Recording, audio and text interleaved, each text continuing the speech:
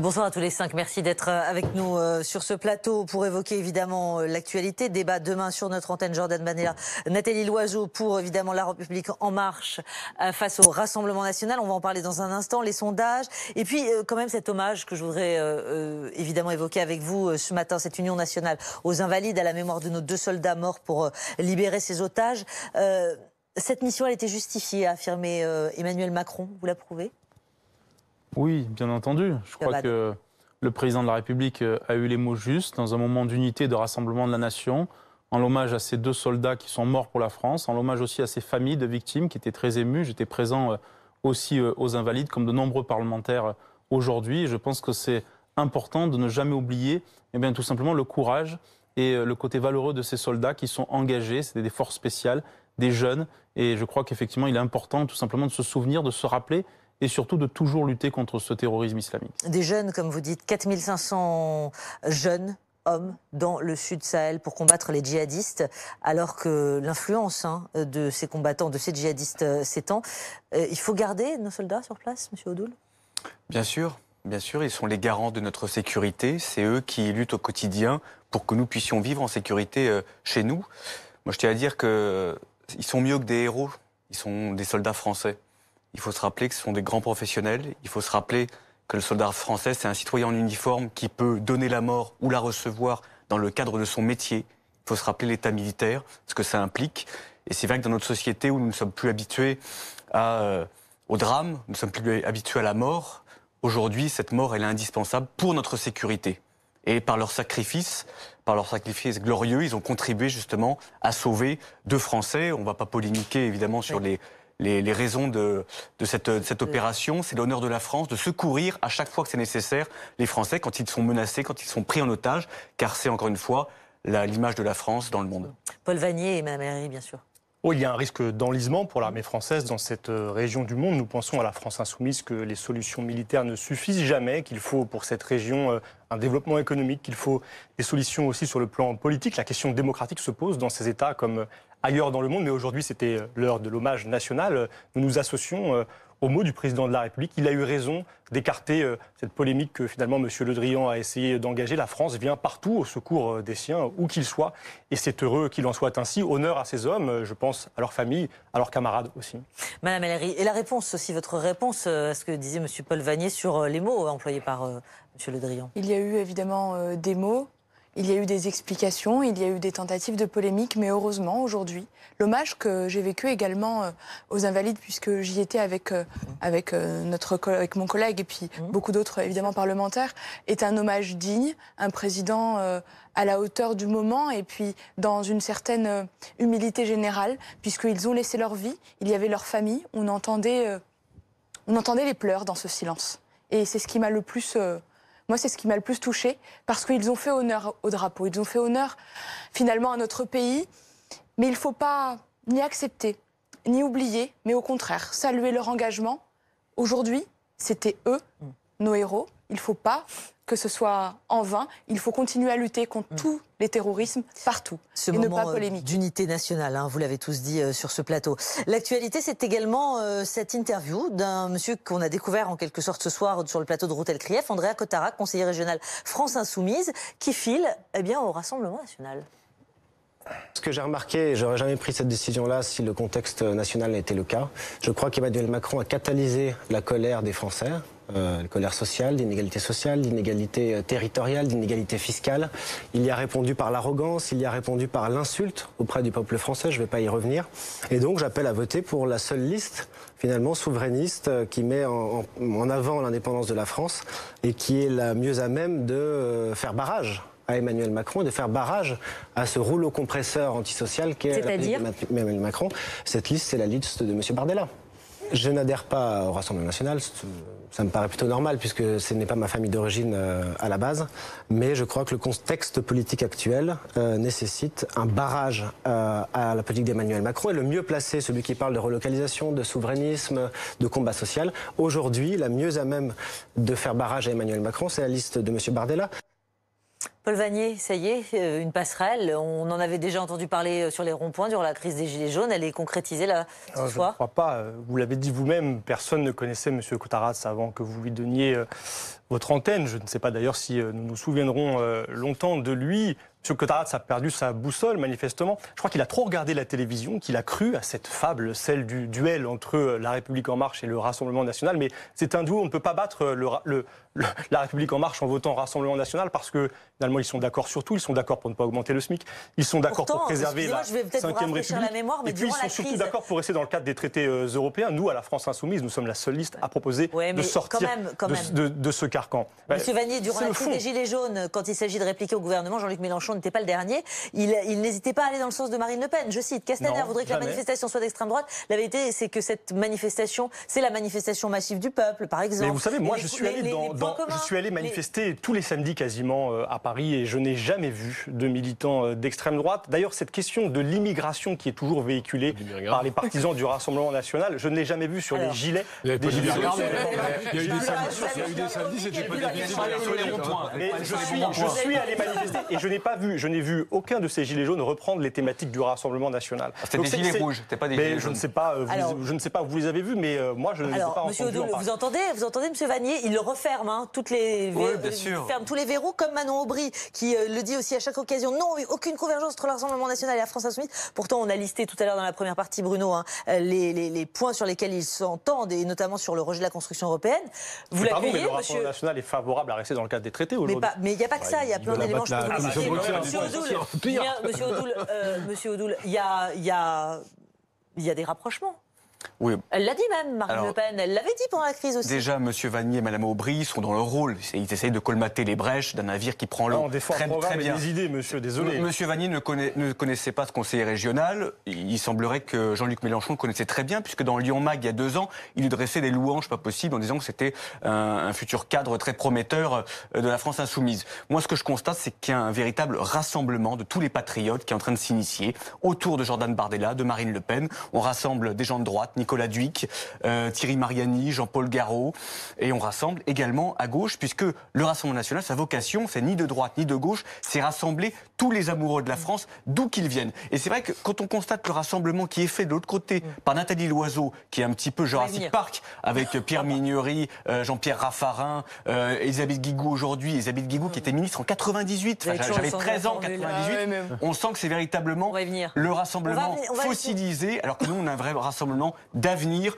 pour une autre Europe, une Europe des nations et des Madame Ellery ne manquera pas de revenir sur ce que vous avez, la manière dont vous avez commenté cette liste. On va y venir dans un petit instant. Vos réactions à tous les deux sur ces passerelles, Monsieur Abad. LFI, Rassemblement National. Pendant la crise des Gilets jaunes, on l'a vu, on l'a entendu déjà. Oui, et moi je voudrais justement m'adresser à cet électorat de droite qui parfois est tenté par le Rassemblement National et lui dire ce soir, les masques tombent. Les masques tombent. Et la réalité, c'est que si vous votez Rassemblement National aux élections européennes, à toutes les autres élections, eh bien la réalité, c'est quoi? C'est que vous allez aussi voter pour M. Mélenchon. Et vous allez aussi voter pour un programme économique de gauche. Donnez des arguments, monsieur. Les arguments, ils sont très simples. Mais ils sont usés, vos arguments. C'est pas parce que moi, je vous ai écouté, pourtant vous avez mis un flot d'erreurs, mais j'ai quand même pris le soin de vous écouter. Donc je pense que le respect, ça commence sur un plateau de télé. La réalité, c'est quoi? La réalité, oui, mais c'est pas parce que c'est pas votre vérité que ce n'est pas la vérité. Et donc, à partir de là, soyons très clairs. Aujourd'hui, on le constate, effectivement, ces convergences. Sur le plan économique, notamment. Quand on nous dit les deux proposent une sorte de Frexit déguisé. Les deux sont sur une logique économique qui est une logique d'augmenter le SMIC, on l'a vu, de mettre un certain nombre de... Le Rassemblement National est contre l'augmentation du SMIC, monsieur. Le Rassemblement National, sur un certain nombre de sujets... Mais moi, le problème de l'alliance, de la carte et du lapin, c'est qu'à la fin des fins, effectivement, il y a des problèmes. Ce que je dis simplement aujourd'hui, c'est à notre électorat, qui parfois, effectivement, c'est vrai, peut se sentir favorable, en tout cas aller vers les idées du Rassemblement National parce qu'ils estiment qu'on n'a pas assez assumé nos convictions. Eh bien aujourd'hui, il y a la preuve en images et en couleurs que derrière le Rassemblement National, il y a Mélenchon, il y a un électorat d'extrême gauche et que c'est ça la réalité aujourd'hui. Et enfin, Bellamy à l'oiseau. Monsieur Odoul, juste une chose, je me permets de vous répondre par rapport aux fossiles et Jurassic Park, même si c'est pas ma liste, mais la réalité quand même, c'est qu'on n'a pas de leçon à recevoir quand depuis des années, c'est monsieur et madame Le Pen qui dirigent le Front National. Alors, madame Sarah Léry, je vous donne la parole parce qu'il y a deux choses. Déjà, le Rassemblement National qui arrive en tête avec 23% d'intention de vote dans un dernier sondage devant La République République En Marche à 20%. Sondage du jour, Kantar, OnePoint. En troisième position, la liste des Républicains, crédité à 14%. On est à moins de 2 semaines du scrutin. Jurassic Park, hein, c'est ça? Vous avez dit fossilisé. Les chiffres, là, sont... pose question. Bien sûr, ils posent question. Ils sont pas à la hauteur. Non, mais on n'est pas à la hauteur de ce qu'on aimerait. Et évidemment, toutes les listes souhaitent être devant, porter leur projet, que leur projet soit lisible, entendu, et que finalement, il embarque l'engouement des gens. Dire le contraire, ça serait mentir et ça serait même idiot pour être clair. Par contre, la réalité, c'est quoi? C'est qu'aujourd'hui, oui, nous sommes en train de vivre un moment grave, mais grave pour l'Europe. Parce que ce qui essaye d'être minimisé aujourd'hui, finalement, c'est pas grave, c'est une personne, peu importe. Oui, les extrêmes, oui, les populistes se rejoignent et c'est ce que nous sommes en train de vivre. Alors au moment où on le disait, c'était mais vous essayez de dramatiser, pas du tout. La preuve aujourd'hui. Vous n'avez pas essayé de dramatiser, pardonnez-moi. Non, c'est très concret. Quand Emmanuel Macron a dit c'est moi ou le chaos en jouant ce duel. Absolument pas. Ah bon? Maintenant, je vais vous dire pourquoi c'est pas. Je vais vous dire pourquoi c'est pas dramatisé. Je vais vous donner un exemple. Ce duel, Rassemblement National, liste Renaissance. Je vais vous dire pourquoi c'est pas dramatisé et pourquoi c'est grave. Parce qu'aujourd'hui, je vais reprendre des mots de M. Raffarin, parce que finalement, ils ont été assez clairs. Nous ne jouons pas une Coupe de France, nous jouons une Coupe internationale, nous jouons la Coupe du Monde. Ça veut dire quoi concrètement? Ça veut dire qu'on est à la veille, peut-être, de la fin de l'Europe, avec des partis qui souhaitent sortir de l'Europe et qui ne le disent pas. Ces partis, c'est des partis populistes. Et je vais aller juste au bout, peut-être, de ma pensée. Allez-y. Quand je dis c'est un moment grave pour l'Europe parce qu'autour de nous aussi, dans les pays qui composent cette union, c'est soit on continue, soit on arrête. Et finalement, notre position, notre programme, il est clair. C'est l'étape 3 de l'Europe. Nous avons la paix, nous avons eu l'époque économique et financière. Aujourd'hui, c'est cette Europe sociale que nous défendons. Je disais à Mme Sarah-Léry, le jeu de la dramatisation, c'est quand même ce qu'on entend depuis... on l'a entendu beaucoup en début de campagne, on l'a moins entendu, et puis de nouveau depuis une semaine. On l'entend à nouveau depuis une semaine. En tous les cas, pour Emmanuel Macron, ça tombe plutôt à pic, parce que c'est la démonstration qu'il voulait faire. Au passage, quand on entend ce jeune conseiller régional lyonnais, la France Insoumise, parler de faire barrage, on a l'impression que c'est un front anti-républicain. On est un peu un front renversé, c'est assez étonnant. C'est isolé, c'est vrai, monsieur a raison. Mais ça tombe plutôt mal pour la France Insoumise. Sa candidate, tous les jours, elle dit qu'il n'y a pas de point commun. Là, évidemment, à 2 semaines du scrutin, ça tombe plutôt mal. Surtout que la France Insoumise patine un peu dans les sondages, loin des scores de Jean-Luc Mélenchon à la présidentielle. Monsieur Abad, 14% pour votre candidat François-Xavier Bellamy, qui a effectivement, on a senti comme un frémissement, plus qu'un frémissement, il s'est passé quelque chose, mais finalement 14% quand on est à 2 semaines du scrutin, est-ce qu'on peut vraiment espérer beaucoup plus? Est-ce qu'on ne voit pas que le match est de toute façon plié entre le Rassemblement National et la liste Renaissance? Vous savez, on nous a tellement dit ça. Rappelons-nous les primaires à droite. On avait dit le match est plié entre Juppé et Sarkozy. La vérité, c'est que c'est le 3e homme qui a gagné, François Fillon. Eh bien, pourquoi ce qui s'est passé aux primaires ne se passerait pas aux élections européennes? La réalité, c'est que tout est possible, surtout dans une élection européenne où ça se cristallise dans les derniers jours, on le sait. Ce qu'on constate, c'est quoi? C'est que, la dynamique, elle est chez nous. On a progressé dans les sondages et il y a une dynamique. 2, là où les salles sont les plus importantes, et là où il y a le plus de militants, c'est chez nous. Ensuite, troisièmement, nous portons des convictions claires et assumées. Maintenant, vous avez raison pour aller plus loin. Moi, je voudrais m'adresser justement à cet électorat qui est un peu de centre-droit, de droite modérée, qui hésite parfois entre le président de la République et finalement les Républicains en tant que tels. Et là aussi, il faut leur dire la vérité. La vérité, c'est est-ce qu'ils vont aller voter pour une liste dont il y a M. Canfin qui a quand même voté tout, absolument tout, contre toutes les valeurs de droite qu'on a portées jusqu'à maintenant. Je leur dis, est-ce que les valeurs qu'on porte, d'autorité, de travail, de mérite, est-ce que vous les retrouvez dans cette liste-là, avec M. Durand et avec M. Canfin? Et enfin, deuxième question que je leur pose, c'est la question de l'efficacité. Est-ce que vous avez le sentiment que le président de la République a réussi sur le plan économique aujourd'hui, sur le plan budgétaire? Je ne crois pas. Donc la vérité, c'est que nous sommes la seule liste à défendre ces valeurs de droite en tant que telles. Et toute la droite et le centre, parce qu'on le dit souvent pas assez, mais nous avons les Républicains, nous avons aussi des gens du centre qui sont sur notre liste, et c'est important effectivement de le rappeler. Alors en tout cas, c'est pas pour demain le débat avec François-Xavier Bellamy, j'entends par là le débat entre Nathalie Loiseau et François-Xavier Bellamy. Elle a fait ce choix, c'était pas le choix de Jacques Chirac. En revanche, demain à 19h sur le plateau de Rotel Krief, ce sera Jordan Bardella face à Nathalie Loiseau. Vous allez y venir dans un petit instant. Tous les opposent, évidemment Nathalie Loiseau pour la majorité. Le Rassemblement National, c'est Jordan Bardella qui l'incarne. On connaît la différence d'âge, on connaît aussi les formations de l'un et de l'autre, quasiment. Un mot, Julien Audoul, j'allais dire, les atouts majeurs de Jordan Bardella pour demain. Question qui vous sera posée aussi. Il n'y a pas photo. Non, mais entre la médiocrité de Nathalie Loiseau, qui incarne mais tout ce que, je dirais, toute cette technocratie mais repoussante, mais à tous les niveaux, et puis d'une incompétence. Ce qui est incroyable, c'est que Nathalie Loiseau est quand même censée être une experte de l'Union européenne, de l'Europe, des questions européennes. Elle ne fait pas campagne en Europe. La seule qui fait campagne en Europe, qui c'est Marine Le Pen. Marine Le Pen, elle fait une tournée. Elle était en Estonie aujourd'hui, elle a été en Slovaquie, elle a été en Finlande. Elle va organiser un meeting avec Matteo Salvini et tous nos alliés à Milan ce week-end. Marine Le Pen fait une campagne pour pour une autre Europe, pour l'Europe des nations, pour l'Europe des peuples.